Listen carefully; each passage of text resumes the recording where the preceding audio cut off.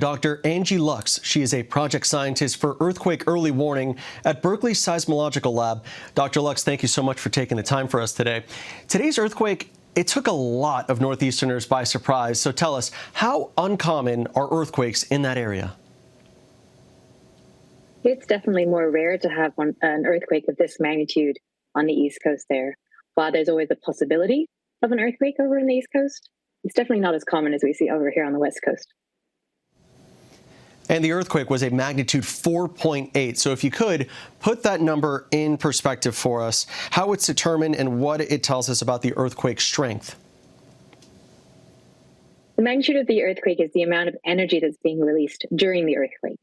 So it's not what people feel. What people feel is the intensity of the shaking, and that can vary based on where people are. So if you're close to the epicenter, where the earthquake has started, you're going to feel very high intensity, very strong shaking. Whereas if you're further away, you'll feel lower intensity shaking. But the magnitude, again, is the amount of energy that's being released during the earthquake. So this is what we'd call a moderate earthquake. We would expect strong-ish shaking near the epicenter for this earthquake. And because it's on the East Coast where the bedrock is much harder, the earthquake waves will actually travel further. So we've seen a lot of people from pretty far away reporting felt shaking for this earthquake.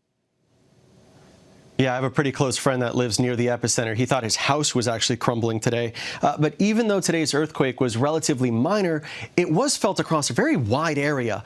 Why could so many people feel it? So again, that's due to the geology of the area. On the East Coast, we have older rock, and it kind of rings like a bell. You can think of it that way. Whereas on the West Coast, our ground is, we could say, squishier.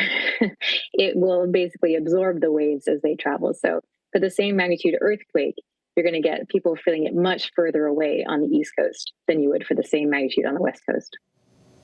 Gotcha. And we're looking at the New York Yankees batting practice right there in the middle of it all this morning.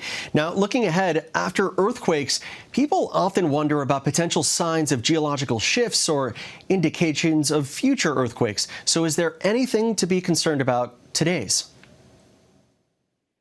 For now, we can't say anything about what might happen in the future. We know that there may be some aftershocks. We would expect some smaller aftershocks possibly happening in the coming days, possibly weeks. We would not expect a larger earthquake happening. It's just statistically speaking, it's less likely that a larger earthquake would happen, though it is possible. So for now, I would say everything is just as normal as it usually is, and nothing too unusual here. We like normal. Okay, Dr. Angie Lux, thank you so much for your expertise and insights. Thank you for having me.